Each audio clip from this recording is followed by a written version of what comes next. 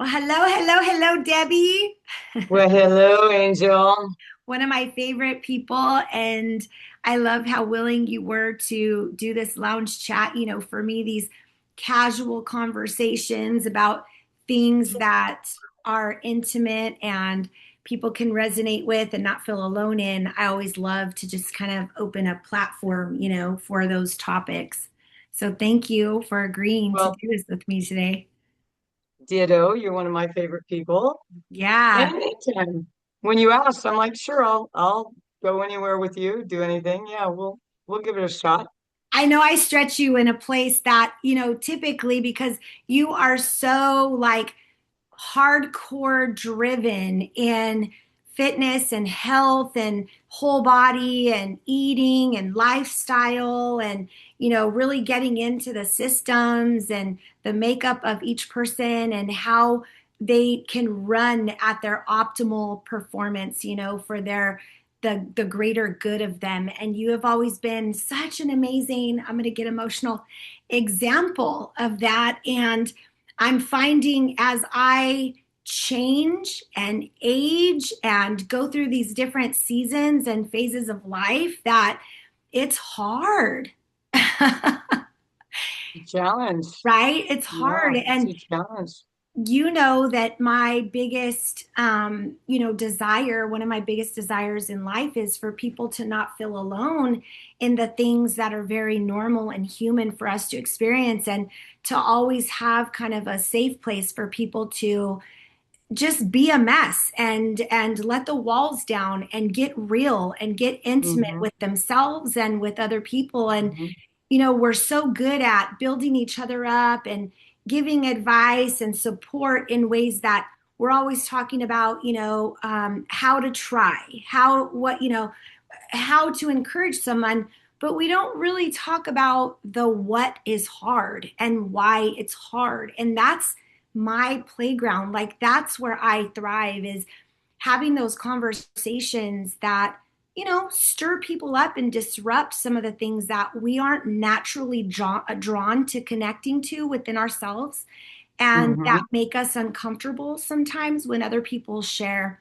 So I would love to talk a little bit about, kind of as we go through life and we go through milestones, as far as like, different people, it looks different. But for me, right, it was like being a mom, being a wife, my kids getting older, not needing me as much, career change, divorce, stroke, change in career, health changes, age changes, right? I turned 50 in last September, I'm be 51. Um, and all that goes with that inside this machine. I used to think of Hmm. myself as this machine, this resilient, driven survivor that can handle anything and everything. And so I just want to talk about what that looks like. Tell me a little bit for you. I just kind of gave a little snapshot, right, of my timeline. What has that looked like for you? So I am your senior, and so I'm doing what you're timelining and projecting out. Like I'm actually living it right now, right? Yeah. I'm 64. And Wow. so, Girl, um, I want to be like you. yeah, well, I want to be like you too. So um, in my 20s and 30s, I was really pretty aggressive about fitness. Hmm. And we probably don't need to be aggressive in our 20s at fitness unless we're performing for a task, like we want to try out for the Olympics but I don't know, um, you know, 20-year-old, how aggressive do we need to be at 20 in our fitness? What have we lost? That's true. Now, if there are lifestyle choices that have led to obesity or being sedentary in our 20s, got it. We need to get that in check. But most 20-year-olds, as a 20-year-old body, haven't experienced degradation of tissue, of Mhm. lung, heart capacity. They just haven't experienced that. So Yeah. why was I working so hard? And by the way, I didn't feel all that great doing it. it was constant exhaustion. My iron levels were probably low, and You mean like you were pushing yourself, like really kind of striving for something at that age? Like that was behind the drive, um, like I thought that's the the way it was aggression. supposed to be. Got it. Um, I thought that's the way it was supposed to be. So I was teaching fitness, and I would do 2 or 3 classes a day. I was running, um, probably extreme, not competition athlete, not Olympic athlete, but just kind of extreme. 4 hours a day teaching Wow. step classes and then running and just why my cardiovascular system had not degraded at that point. That's proven. Like, why was I working so hard? Yeah. Well, I think it was probably and I'm a definite contrarian to the fitness industry right now. Like, I am trying to poke holes that we do need heart, don't get me wrong. And at my age, I test a lot of people that are 50 to 70 and they have lost and they can get it back, but they would need a focused intention to do that. But for me, my timeline is probably it's flipped upside down. Like, I don't know why in my 20s, why was I doing so much cardiovascular activity? And I'm asking why am I doing so what do I need to do today to maintain what it would take for me to live to 100? At Yeah. 64, that's all you have. I'm looking 30 years ahead and saying, that's it. I've got, these 30, 35 years. What would Mhm. it take for me to be the best I can be? And it's not, I, I personally Yeah. have tested my cardiovascular system and all that. And so I'm good, but why was I working out like that in my 20s and 30s? And I see that in the fitness industry today, there's push, push, push, but there's no metrics behind it. Like, there's nothing backing it up. And Hmm. so for me, it's living, how strong do I need to be? Do I need to be worried about bench pressing 200 pounds? No, because in my 35 years that I have left, I want to make sure that if I fall, I can get up. Yeah. I want to make sure if I want to go hiking, I can hike wherever I want to go. So you want to If have the freedom and the mobility to live without dependency on something or someone because that means a lot to you and that's important to you. And however you achieve that is something that you're passionate about, right? correct. Yeah. It's just that I think that there's a lot of push in the fitness industry for certain things, whether it's muscular work or whether it's cardiovascular work, without an intention and purpose. And Hmm. my passion right now is to help people understand that your requirements might be different than mine. And you probably wouldn't want to be doing what I'm doing, and I wouldn't need to be doing what you're doing, that we all have I want everyone to have the optimal that they deserve. And then what does it take to get there? And so in my journey, I started out working probably way too hard, always getting injured, not feeling very good, kind of tired. And now I live a much more balanced, I look at my biomechanics.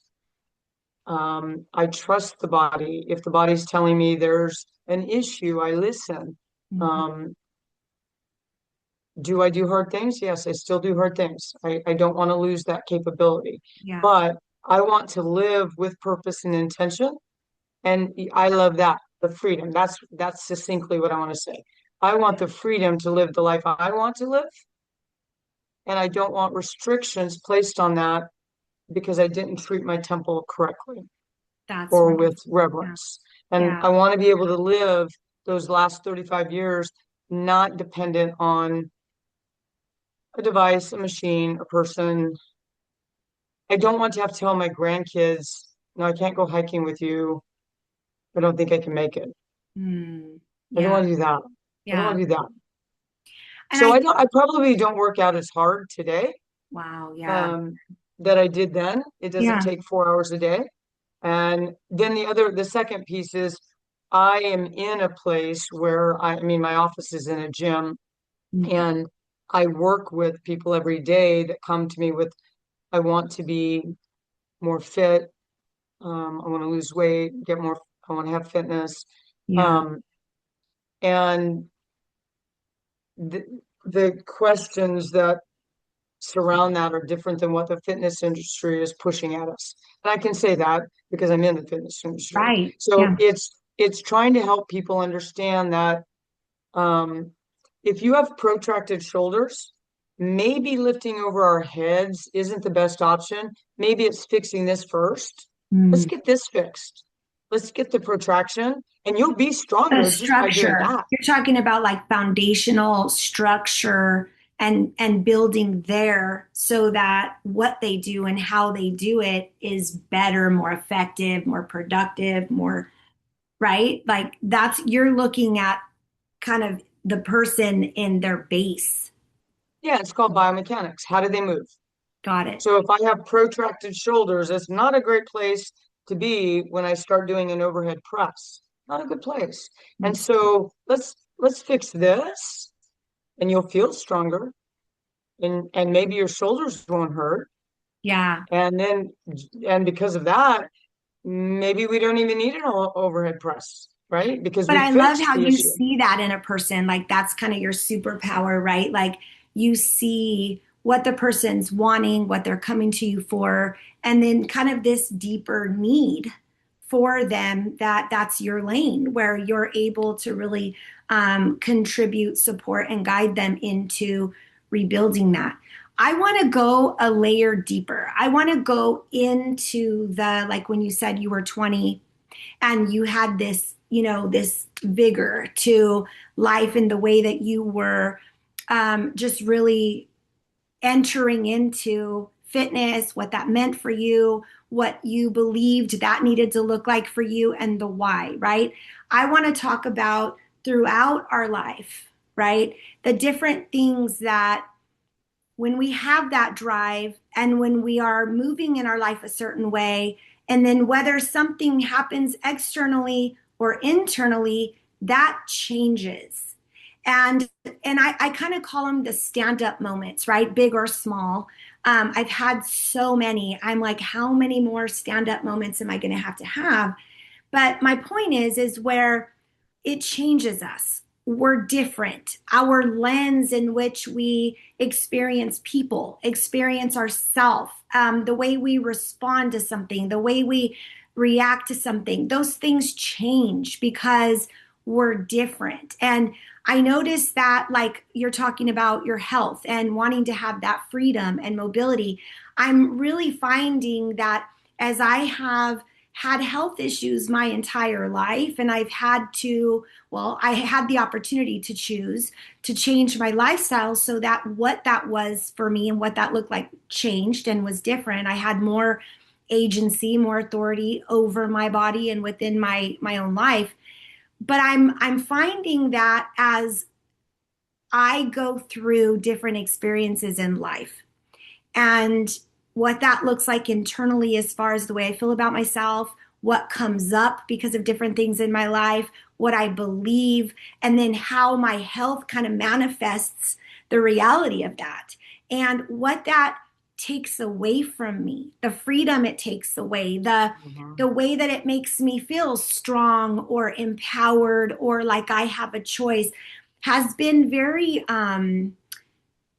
it's been hard in the way that that powerlessness starts to stir up some things from when I was younger. And I start to notice this part of me that in the past would come up the survivor, the one that would grind, and I could figure out a way for everything. And I don't need anybody, I can do it myself.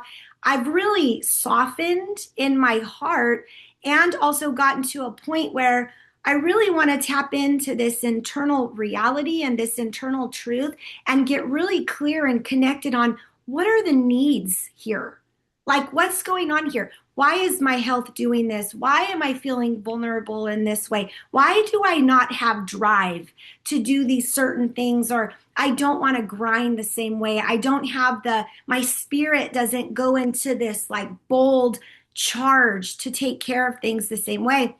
And there's a loss there that I've experienced where it can really somewhat shake you in that the belief is I've lost my spark. I've lost, my spirit has taken a hit. My soul is tired, which those are truths. But at the same time, I tend to really have to work hard to get into the truth of what I haven't lost. Because physically, mentally, emotionally, spiritually, those changes of what I could Hmm. depend on before, that part of me that, I mean, you tell me I can't have something, I'm going to have it. I don't care what you say, and I'm going to figure out how, and no one's going to get in my way. To now, this part of me that is more willing to relinquish, right? That achievement, that performance driven drive that would run me before, that survivor, that way. And I've noticed that there's been a grieving period that has been taking place because my mind goes to, I've lost something. I've done something wrong. I'm not doing this well enough. I need to try harder. And my heart and my spirit are going, no, you're experiencing peace for the first time. You're experiencing what chaos doesn't look like in your life because you're making different choices. You're benefiting from all of the work that you have done to choose, to listen to your body instead of push. And I'm noticing that there is such a sense of um, just kind of the way that that disrupts me. It goes against everything that I've learned as far as growing up.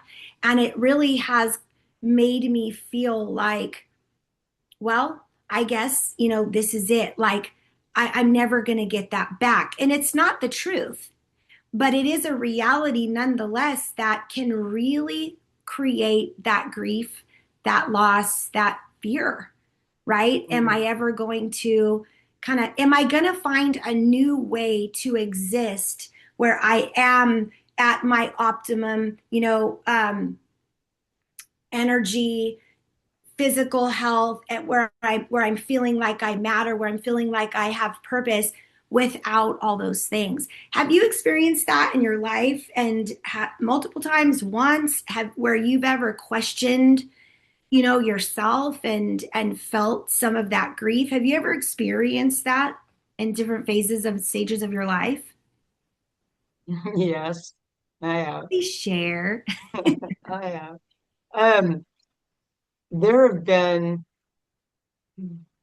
there have been a couple of times. Fitness and wellness and health, they're so a part of who I am. And so some of what I think you're asking, if any of that were gone, would I feel grief? Or if I felt maybe that I didn't achieve something that I wanted to achieve. Or lost without that? Who am I Mhm. now? What do I do now? Am I Right. enough? That whole thing. Yeah. Yeah. So there have been two times that I had a severe car accident and Mm. I was in a wheelchair for 3 months, broken bones, two casts. Just it was a journey, Mm. and In what it ways? was In what ways was it a journey? yeah. So one, I could not really move. Mm. I had a broken sternum, an arm. So I physically, yeah, yeah. couldn't couldn't move, and so there were no running, no teaching of any type of classes. And that was hard to have that stripped away. How emotionally and mentally did that show up for you? What did that look like for you mentally and emotionally? Like, what was some of the challenges and the things that you had to face? Fortunately, I had a great team and they helped take care of the business. Um, and I showed up for my children. Mhm. And then beyond that, it was retreat. So it was, I would just basically because I was in a wheelchair chair every day, I really couldn't do much. It was, I was with God all day. And so it was a chance for me I would plug in something Joel Osteen or another, someone that I Yeah. love to listen to. Um, I was so overstimulated from the accident and all that was happening that even watching a movie wasn't possible. It was Yeah. just too much for my brain. Um, and now that I know a lot more about my bodies in general, I understand the trauma between the brain and the Yeah. body. But that was hard. I didn't know what what returning from that would look like. I wasn't sure. Was I going to be able to run again? Was I going to be able to really walk again? What was So that going to look like? those fears really showing up mentally, and then the kind of that reality, right?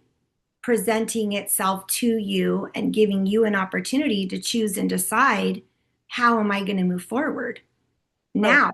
Like with where I'm at right now, what does this look like? Because that, right, that it took a lot for you to be able to come as where you've come from that. Like there were a lot, I'm sure, of stand up moments like, okay, I'm going to do this or I'm going to do that. Or, even the breakdowns matter in a Mm-hmm. productive way. Like even the feeling helpless and hopeless and defeated, there's purpose Mm-hmm. in that because then that allows us to even want to keep going, right? Yeah. Even though there were days where fear, anxiety about what was happening, um, physically, financially, Oh, yeah. you know, I had I had a daughter at home. Like I needed to show up in the day for certain things, but then I needed time to be quiet and heal. And so, yeah, there was a lot of mixed emotions about what the outcome was going to look like. What's the present? What's today? What am I doing today? Like, what's Yes. the thing today? And then keeping the hope, because even though there's, some despair or frustration or Or- anger or whatever it is, there has to be a level of hope that kind of runs concurrently with that. Yeah. Or those things for me would just take over. Like that's today, this is where I'm at. I might retreat today, I might need extra rest today, but here's my hope. But you chose to Uh, have hope. And I think that's well, yeah. kind of my point, right? Like you allowed the fear, you allowed the despair, you allowed the anger, all the things that very naturally were happening in the moment. And also, I love when you said, you said it so perfectly. You let it run, along with those things was hope. And for you, you chose that because I think Mhm. that's my point of this conversation is that we're never going to be able to stop bad things from happening, unfortunately, because that's just the world. Like, right, we can't bypass any of these things. But when you allow yourself to, you're in that experience, you're going through this fear, and even the reality that I am a provider for my daughter, I have this business, these responsibilities. But I love what you said, giving yourself that space to recover and really leaning into that. There's grace and love in that without judgment, right? Without that survivor. And I say it survivor because there's a negative aspect to when we learn to survive and we don't feel and we don't connect to things and we kind of deny ourselves this part of our humanity. But you chose hope. You chose that Hmm. because you had a choice. You very much could say, you know what? You could have just really dropped into that reality and some people even say, okay, well, God's going to have to do it or someone else or you know what I mean? And I think we have such a an opportunity there to go, I may not know what to do right now. I may not be able to move. I may not be able to come over here and change what's happening, but I am going to choose to have hope. And I love what you said. What can I do right now in this Hmm. moment? Because that's what I think people underestimate in these big life changing experiences or small, right? Like emotional states that where we're kind of not where we used to be. We don't know where we're going. We're in that kind of lost feeling. is that what can I do right now? And then choosing to really take that step, regardless of how big or small, to move us forward, right? We underestimate that. We don't need to have the answers. We don't need to have a plan. And it sounds like you really trusted that in your process. I did.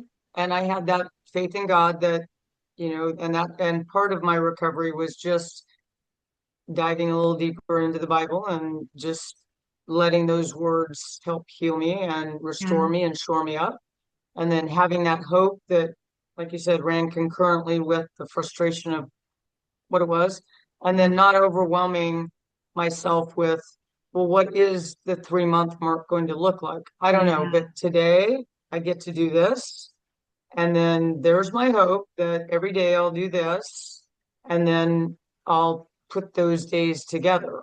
But I'll that's link them huge, together. Debbie, what you said, because I think not only in like your experience, but even when people are going through a breakup or they're going through relationship changes or something with their kids or, a career change or they lost their job or something like that, we always want to have these answers, right? Like you said, not knowing in 3 months, not even with grief. I notice when people lose someone, they're like, okay, well, it's been 5 months. I shouldn't feel this way.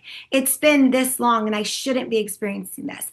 And they start putting this pressure on themselves to hit these milestones, these markers Hmm. that are not really allowing what their personal process, what their personal specific, process needs to look like for them to really heal, really move through that authentically, all the parts of them, right? And not just this, okay, it's been a year. I shouldn't be going through this. I should be here. I should be doing that. And that really takes us out of ourself. It takes us out of alignment with where God is trying to help build us, all the parts of us, and not just the ability to get back up and keep going, but healing the parts that have experienced the trauma, the loss, the heartache, and all those types of things, right? So I love when you Hmm. say that because you did that. You did not put this expectation on yourself for it to look a certain way, and you surrendered to the process, it sounds like. Yeah, yeah, I think that's true. That's huge. Um, and focus, I looked at what could I do today Yeah, that, and I like to look at what is it that I'm looking to create. And then, and I'm not sure that I had this succinctly in my head then because it was a sure. big You were in it. trauma, yeah, Yeah, big trauma cluster. But the hope of what I wanted to create, and then again, not overwhelming myself with what that looked like, but what's today going to be, and just being, grateful. I'm here today. Could have been something different, and I'm here today. And who do I need to show up for today? And I was during that initial 12 weeks, I made sure that I showed up for myself every day, whether that's that was, yes. yeah. And you honored what it needed to look like for you. Oh yeah, Yeah. because it couldn't look like much. I was, I was Well, stuck in externally, a but wheelchair. internally, there was so much work going on. Do you know what I Yeah, mean? Like internally, that's where you were moving mountains. yeah, Yeah. Yeah.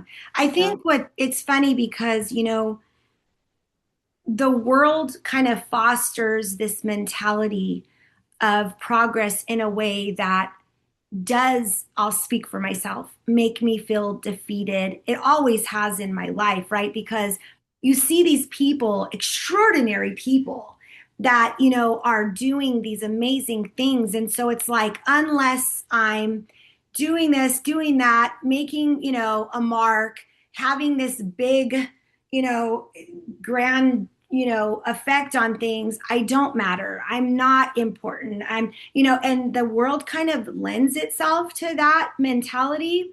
And then you add on to that our own lack of self-worth, insecurities, our own gauge of expectations and where we think we should be and what that should look like.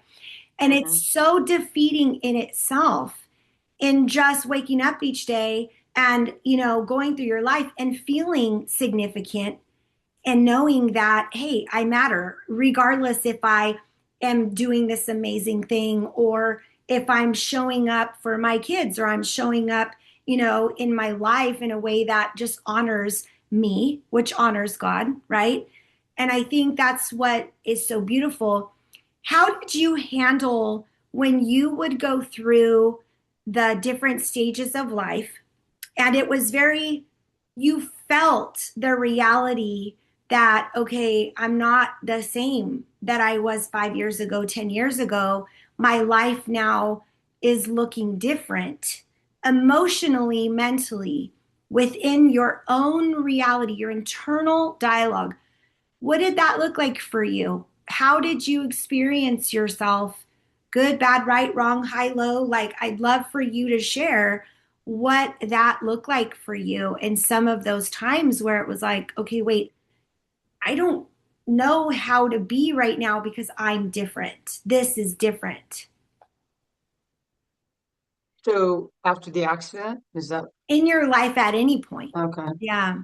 Um, so my anchor, and I try to teach my clients this, there's a fine line, in my opinion, and I've coached for 45 years, so it would be silly if I didn't recognize patterns, right? I wouldn't be paying attention. Tony Your Robbins says something superpower, like that. I'm seeing. Yeah. And there's a fine line for the women that I've coached over the years of self-awareness and uncoupling that from shame, blame, condemnation. Absolutely. And that's kind of my anchor in life. So even though I might wake up one morning and say, you know, question myself, why did I do that? What was I thinking? And then I quickly remember, look, I have significance. I have that. So I try to do this self-awareness of what I have, Mhm. whether that's physically, whatever it is that is important to me. And we all get to decide those things. So whatever that box is, where am I currently? And then over on the other side is what is it that I'm trying to create? What's my desire over here? And Yeah. then what are these obstacles? And can I uncouple myself from that so that I don't pour in or bring in shame, blame, condemnation? And that's really been difficult for a lot of the women. I mean, a lot of the women Yeah. that I help coach is if I mention XYZ as part of an awareness tool, and they bring blame, shame, condemnation into the conversation, there's friction, until Resistance, like you're experiencing resistance. resistance. Yeah, or maybe I'm being too hard, and so to myself, I reflect on that and I try to bring that into my own space of Yeah. here's my awareness of what this is, and then no blame, shame, condemnation. Just look at the obstacles. And so I experience all of the feelings that my clients experience. I mean, Absolutely. You're human. Yeah. yeah, the human condition has a setup of, we know, we can read the Bible and know there's fear, there's anxiety, there's depression, We were there's, created to have it. We were yeah, created. Yeah. The way we were created, we have it for a reason. yeah, those Yeah. things are there, Hmm. right? Yeah. And, and if I bring shame, blame, and condemnation, if I do what you say, choose to bring that, the waters get muddy, Sure. it gets really muddy. And then you get all tangled up in, you're crying over something that was just an awareness about something you probably would want to alter if you want to go get that desire. And so that's the way. So even though I've had frustration, I've had disappointment, things haven't gone the way that I wanted Yeah. in my life, I've experienced all of that. And yet I try to remember that in God's eyes, I am significant and I do have purpose here. So reminding yourself And of truth, divine truth. yes, Yeah. The truth. Yes. Yeah. Yeah. Yeah, the truth. And if I can do that, then usually the time that I spend in kind of self-pity wallowing over something is short. Mm. It's short. Because Yeah. once you come up against, if you, there's truth and there's true. And if you come up against the true, like the true divine, principles of life, it's hard juxtaposition to wallow. Like it's hard to wallow if you acknowledge that and you realize, oh, this is divine truth. Like I, these were already laid out for me, right? And Sure. I have these in me, I have this opportunity, and there's a choice for me to turn from that and juxtaposition. There's something over here that's offered as an opportunity. So I just try to remember that. And Yeah. as I travel through the whatever it is, disappointment or whatever, I remember that it's short lived. I do have agency, like you said. I do have agency. God gave us agency. And the I may be feeling, it may be true that I could have a feeling of depression today, but that's not the truth. What I love about the guilt and shame and, that kind of leg of information is we can really utilize that. And this is kind of how my lane that I love to work with people, just kind of on an opposite end, because, every angle in helps us as a whole.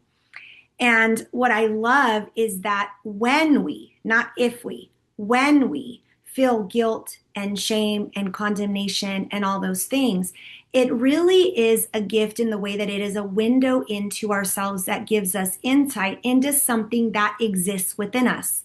Good or bad, right or wrong, it's there. And it's an opportunity for us to kind of look it in the face and go, oh, not in even necessarily that we need to dismiss it, deny it, override it, avoid it, but where we can say, oh, okay, I feel shame because I let myself get this to this point, right? Like that's something that would show up for me when I do anything,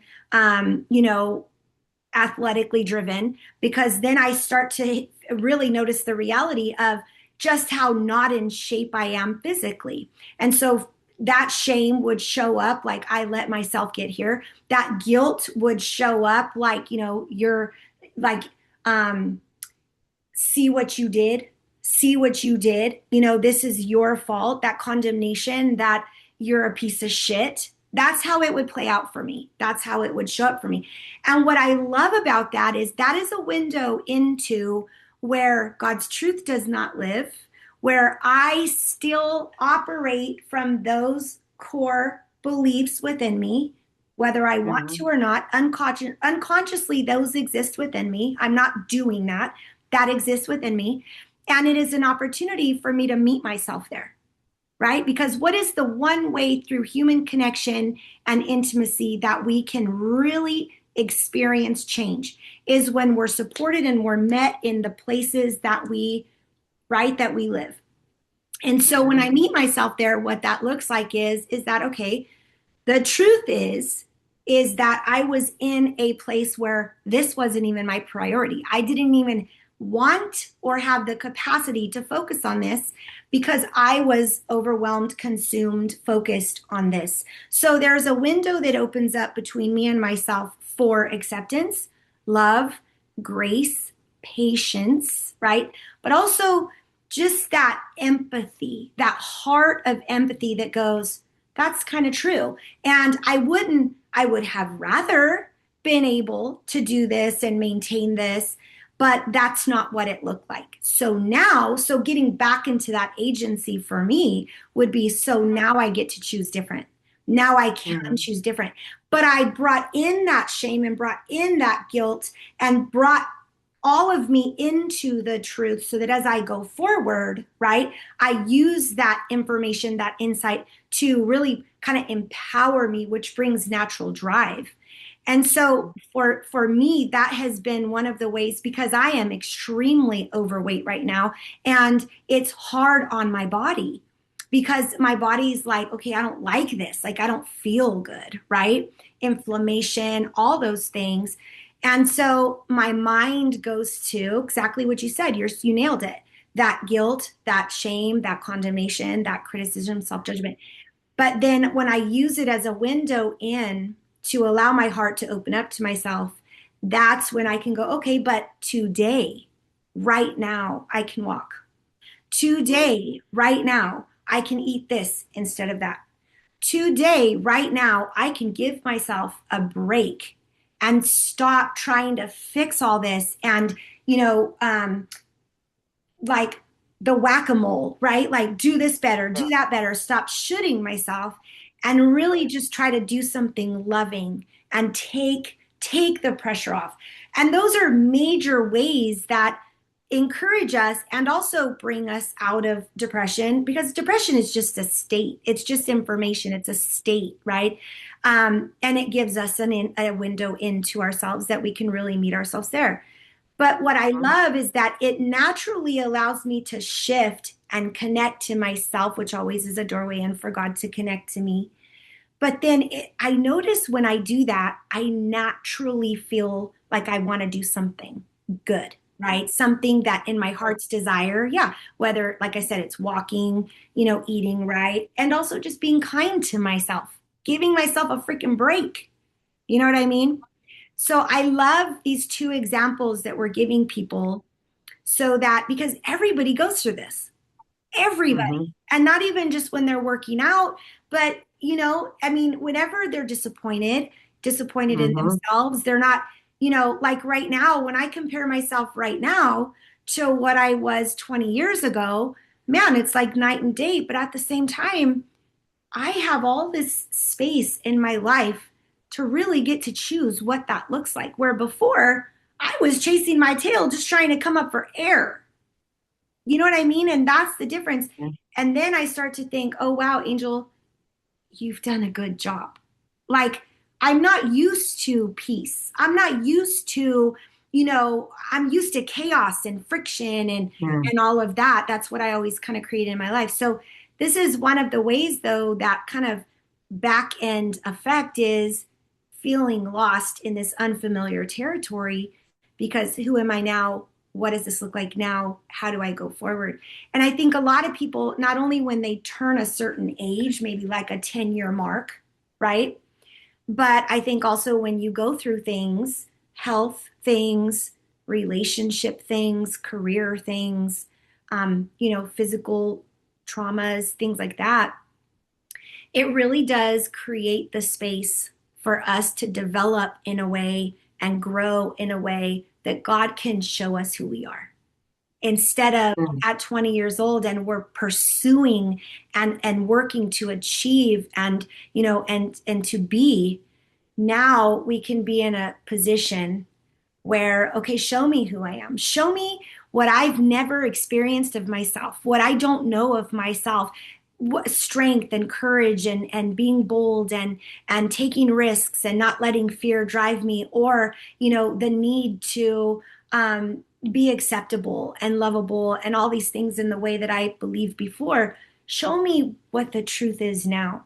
And I think that's where not even just my age, but breaking a lot of these cycles and patterns that ran me before really has kind of put me in this territory of I don't have any clue how to do this anymore. And it's such an opportunity because, like I said, not only can God move in that more, but the limitations of my mind aren't there. And I think that's what's so Mhm. scary. I am not sitting there, in that little box of fear going, oh, you can't do this because you're a piece of shit. You can't do that because no one will like you. You can't, that's not happening the same way.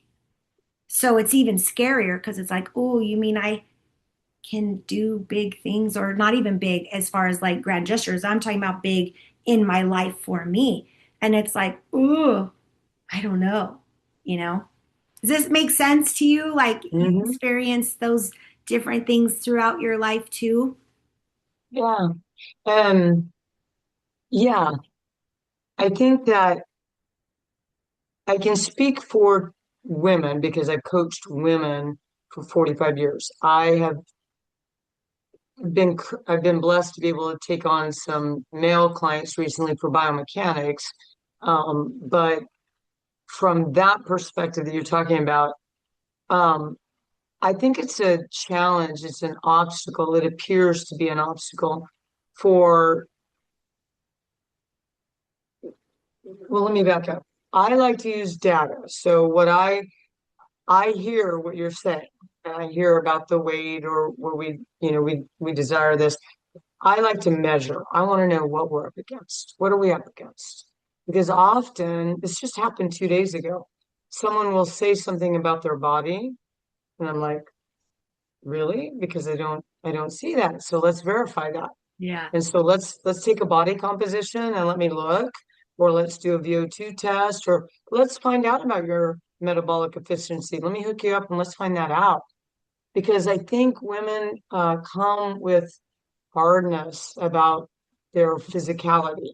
Like Mhm. we're pretty tough on ourselves, Yeah, for right? With sure. shame, blame, condemnation. And then with that, it's really hard to be aware because remember what our neurons, what fires together wires, what wires together, no, Right. what fires together wires together, right? Mm. So whatever, if we're thinking blame, shame, condemnation, and then we're thinking body awareness, they kind of get linked in this muddied water. And Everything, so right? Everything goes together. Yeah. yeah, kind of. And so for me, again, my clients are like, it's a mirror, it's reflected back, and I've been able to use and grow with myself on that. Yeah. Because I grew up with kind of those not truly diagnosed body dysmorphia things, but with a hint of that Yeah. I think about it now and I crack myself up. Um, I thought most of my high school life that I was overweight and I never got picked for sports teams. Well, Mm. I was going for the wrong things. I'm a good runner. I would have been good at yoga or Pilates or running, cycling. I'm pretty good at, indoor cycling. And I just never did the things that or tried out for things that maybe were my aptitude, right? Mhm. So long story, but yeah, I think that I have feelings of that, but here's where I try to help my clients is that we're funny creatures because we come with this blame, shame, condemnation combined with self-awareness, and that doesn't make for a good recipe. That's not a good recipe for creating. It's a recipe for like having a cake that won't rise or something. Like it's not a very good recipe. You can't, it really physically, it's hard to have blame, shame, condemnation, and the emotions that are with that, and to create something out of that that is the desire. It's really hard. So you kind of have to break that chain and then to get over there to create.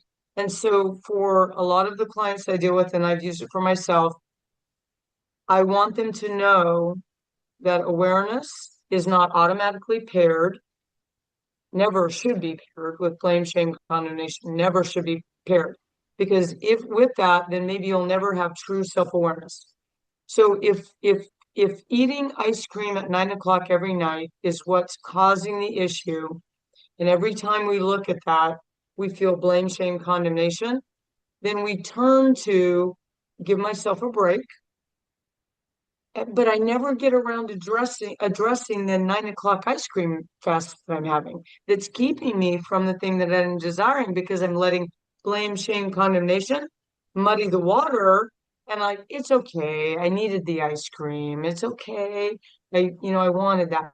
And then we walk away and we feel the next day, we feel not good about ourselves, but we didn't have a clear, like, we must be consistent with our food and our intention about food if we want to be healthy, whether it's body composition or feeling good. So yes, I've had all of that, but I try to my clients are a great mirror.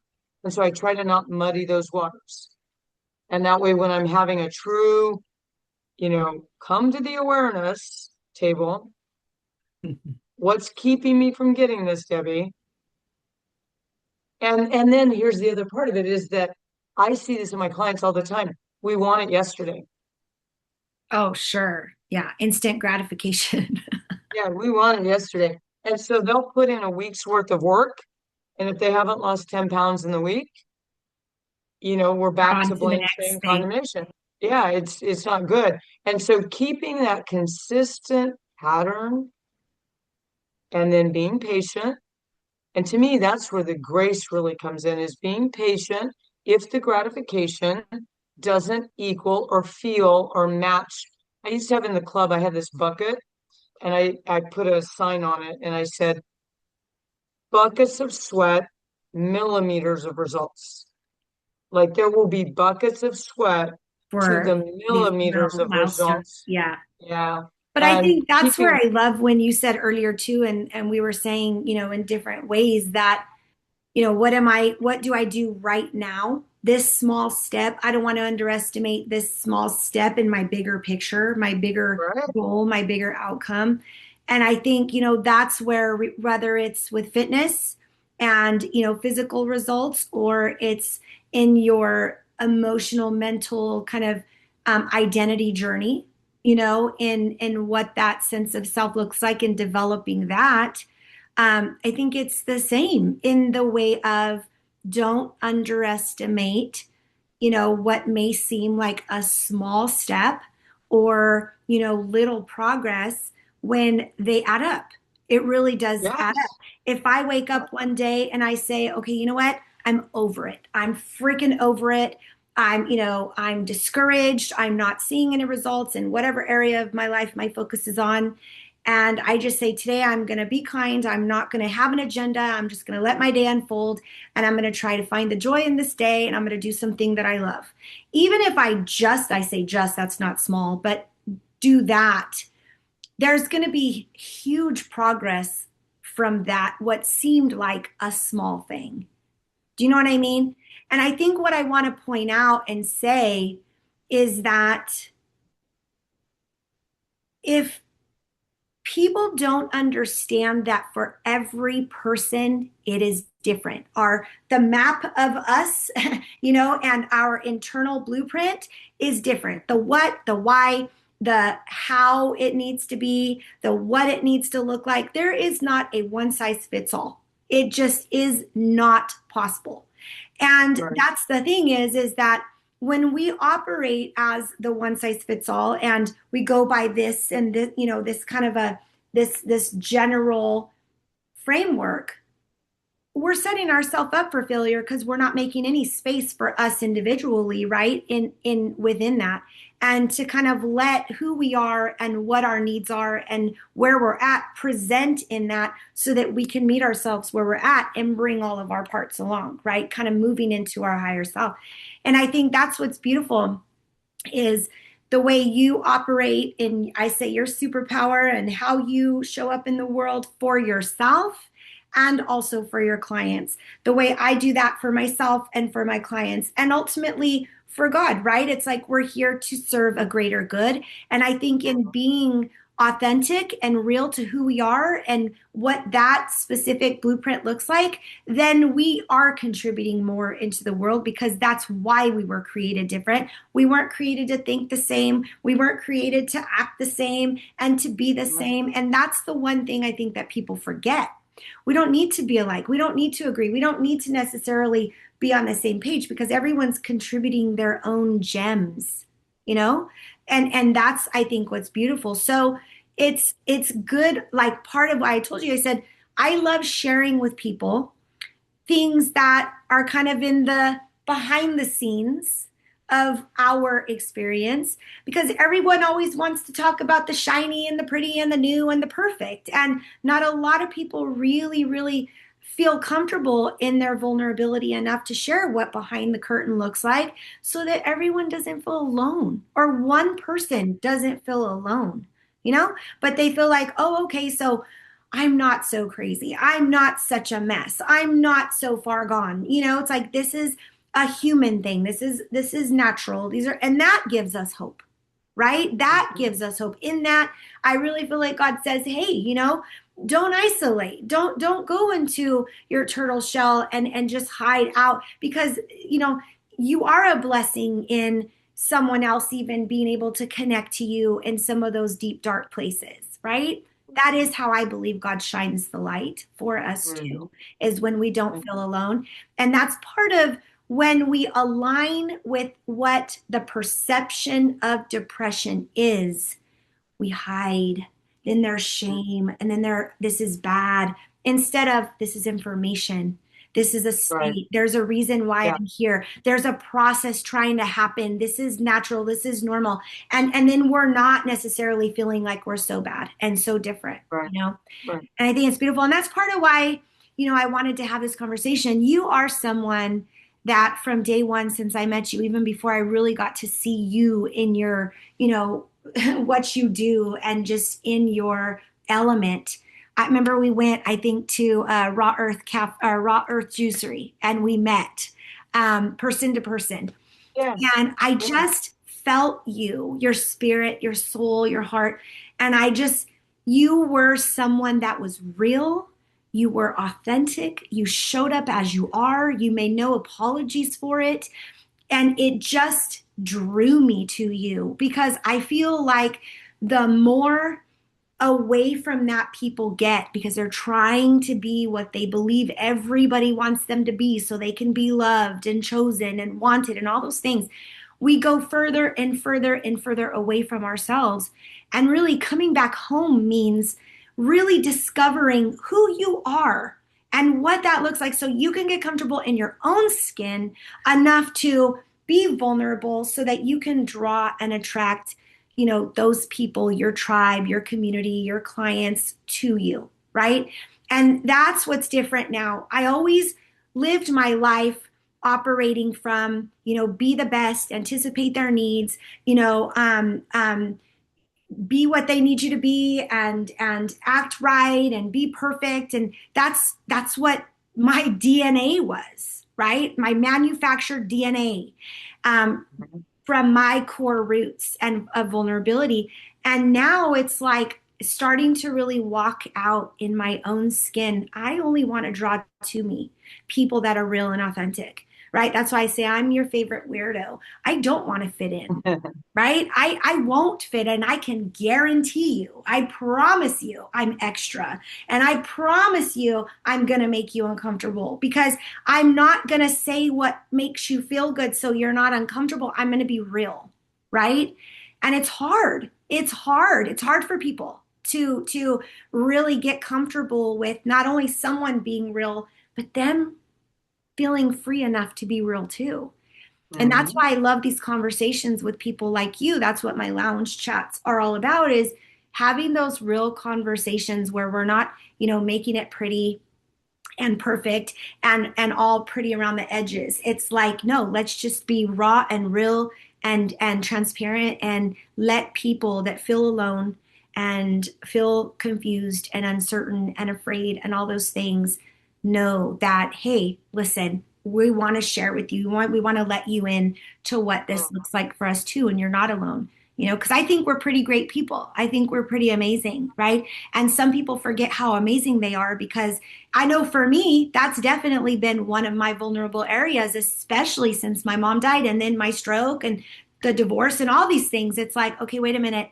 What do you have to give? Right? That was one of my every day I'd wake Mhm. up. What makes you, and what are you and I started realizing I have nothing to give. That's what makes me Mhm. me. I can just show up as me and be honest and authentic. And I've gone through some shit, but it's like I can share what that's been like. And I don't even need to live to share that. Because if people want to know, then fine. If not, fine. But at the same Right. time, it's when I was going through some of my darkest times, I felt so alone. No, it's just like no one let me in, to not even Mhm. my own mom, right? It was like my own mom was always this strong woman who had it together and was giving me advice. She never let me in to what it was like for the person behind the Mhm. scenes that was terrified, right? And vulnerable and insecure. And man, do I wish she would have. oh, do I wish she would have? And I think that's where it's like, I just love when people feel good enough in their own skin to let their walls down enough to share. To me, that is a true testimony. To me, that is the best example. That's the most powerful example is when we're real and authentic and we let people see what living is like, right? Mhm. So Yeah. yeah, that's what I Yeah. love. Long-winded, but I love that about you. And I think that Oh, your clients are blessed, which I know they would absolutely, right, say, duh. They're blessed to have someone like you in their life, in their corner, championing for them. So thank you so much for letting me always kind of push those limits and coming into this space. You never come in and like know exactly what we're going to talk about or what we're going to do, and you're so beautiful in that you're like, I'll show up, I'll do it. And I just thank you for that because you are one yeah. of the most real people I know. It's an adventure. And I can say that it has not always been that way. And through, all of these things we talked about today, I feel at peace about what I'm about, and it's better. And I can, same thing. If you like me, you like me. If you don't, you do you, boo, and I'll still like you, but it's all But good. Um, I might, what is that? I might love you, but I don't have to like you. yeah, right, Or I right. might accept you, but I don't have to like you. We don't, yeah, that's true. That's funny. That's good. Yeah, and I'm always up for the adventure. So thank you for inviting me. It's always good to chit Yes, chat and just see thank what you you. have to offer and open up and drag out of us. So that's good. Thank you. And I just appreciate that you're willing to let people see this side of you too, because I always see you as this badass, right? Like, damn. And I just think you're so amazing. So when you let people into this side, it just magnifies the beauty. And I just have to say Oh, that just from my own personal experience. So thank you so much, Debbie. I'm going to stop yeah. the recording now. Okay.